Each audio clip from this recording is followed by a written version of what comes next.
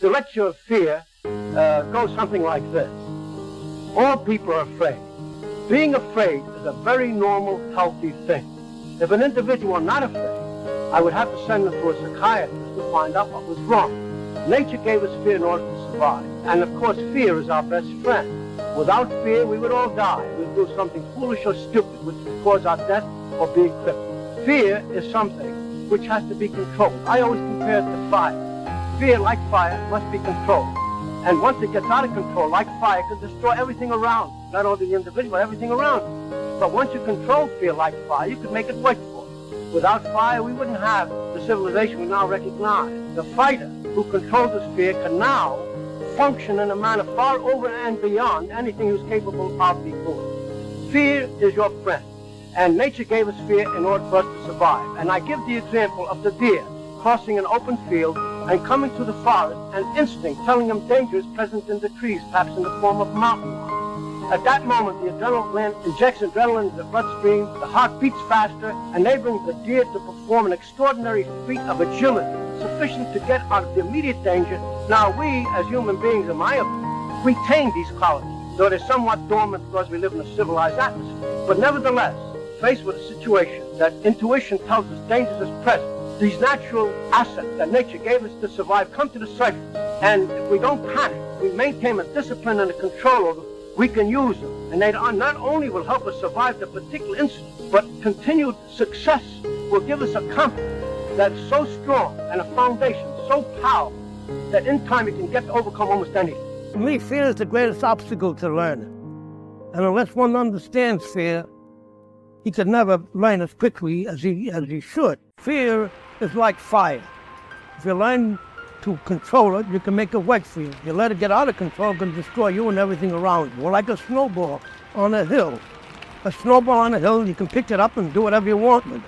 But let that snowball roll down the hill, it gets so large if you try to stop it at that point, it'll crush you. So fear is like that. We've learned to understand fear. Most people think of fear as something to be ashamed of, something to be really embarrassed about. But I teach these boys that fear is a normal, healthy thing. I often ask them, who is your best friend? Well, they try to name individuals. I tell them, no, your best friend is fear. You know the difference between being afraid and being yellow, or the difference between a hero and a coward? And I tell them there's no difference between a hero and a coward at all. How they feel, but it's what they do that makes a difference. That's what makes the difference between a hero and a coward. Now, the people who watch you do what you do, judge you on what you do, not how you feel. If you go out there and you do what you do, and you do it in what people call an heroic manner, they think of you as a hero. And if you do things as a person does that's often referred to as cowardly or whatever, they think of you in that way. But the hero and the coward feels exactly the same. You have to have the discipline to do what a hero does and to keep yourself from doing what the coward does, or the so-called coward. Everybody's a coward, more or less. Teaching boxing involves the preparation for the young boy to face life and live life in the proper manner, so that they'll be able to face their problems, cope with them successfully, and thereby go on to accomplish whatever they want to accomplish. The greatest obstacle to accomplishment and learning is fear. And I teach them why they have fear and how to cope with it, so that it doesn't become an inhibiting factor, but rather an inspiring thing, because once you learn how to control fear, it acts as a drive because of the adrenaline.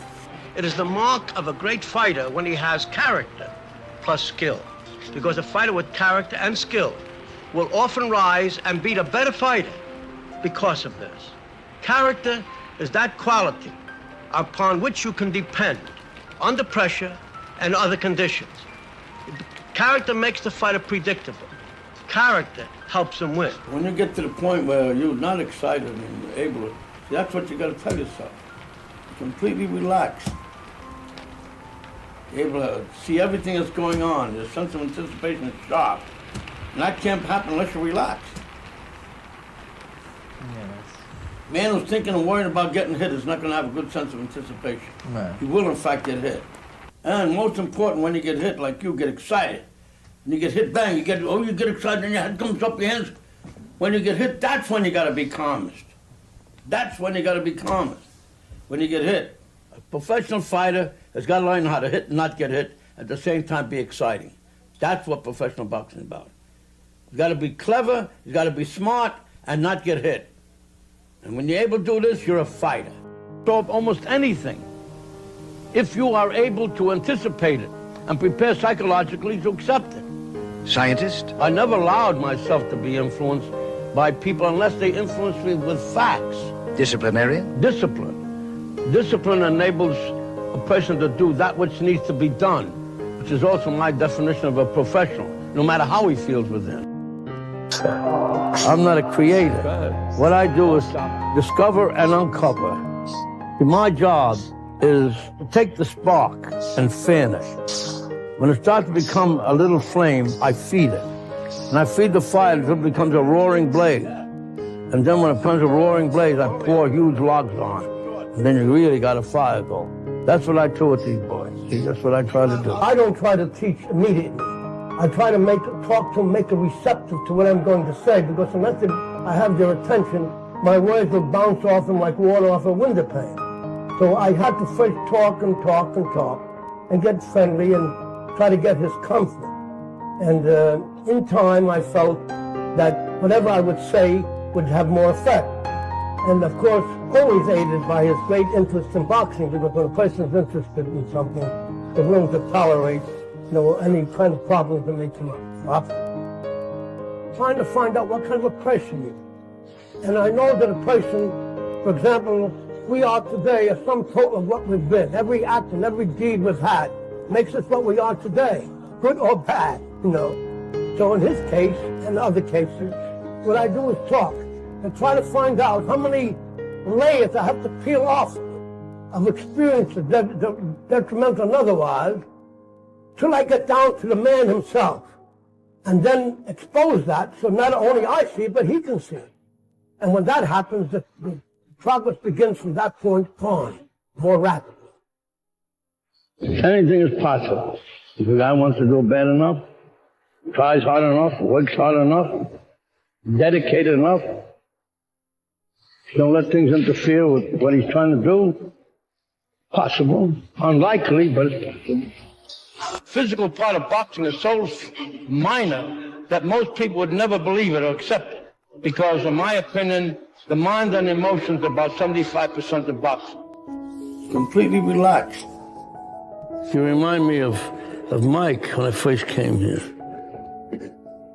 So he is like that to a certain extent yet, but he's improved so much. He's a good fighter, too. Who? Mike. You think so? Mm-hmm. Oh, I don't think he's a good fighter. Do you really think so? Mm-hmm. What makes you think so? I don't know. Well, you must have some reason for thinking that. Why do you think he's a good fighter? Looks like he can knock down anybody. Well, that's a very good reason, isn't it? Very good reason to think it, anyhow. If you do because I said it, you're a fool. You got to do it because what I said was right. That's what you got to do it for. Not because I said, all I do is remind you. You got to do it because you know it's right to do, and it's going to benefit you in the long run. I can say honestly, I have a very deep affection for him, I do. To me, he's my boy, he's with me. I often say to him, I owe you a lot, and he doesn't know what I mean, but I'm going to tell him now what I mean. If he weren't here, I probably wouldn't be alive today. The fact that he is here and doing what he's doing, and doing as well as he's doing, and improving as he has, gives me the motivation and interest to stay alive. Because I believe that a person dies when they no longer wants to live. But I have a reason with Mike here, and he gives me the motivation. I will stay alive, and I will watch him become a success, because I will not leave until that happens. It wasn't good. I was a young kid. I was 18 years old that happened. He used to always say, I'm not going to be around, so you have to listen to me. Remember what I tell you, because I'm not going to be around. Because he was 77 when he died. He had cancer. When he was dying, I said, I'm not going to fight anymore. He said, what? He said, if anybody could ever come back from life and haunt somebody, I will come back and haunt you. That's what he told me on his deathbed.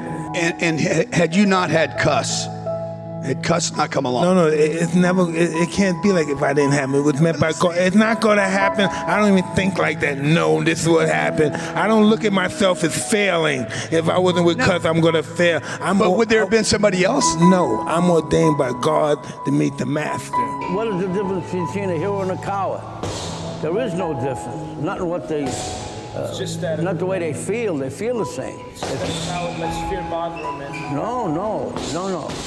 More specifically, see, fear, I mean, a coward and a hero, they're the same. I mean, they feel the same. It's what they do that makes them different. In other words, the hero feels just as frightened as the coward. Yeah. But it's what he does that makes him different. It's what he does that makes him a hero, and what the other fellow doesn't do that makes him a coward. It's just as simple. It isn't that they're any different. They aren't any different.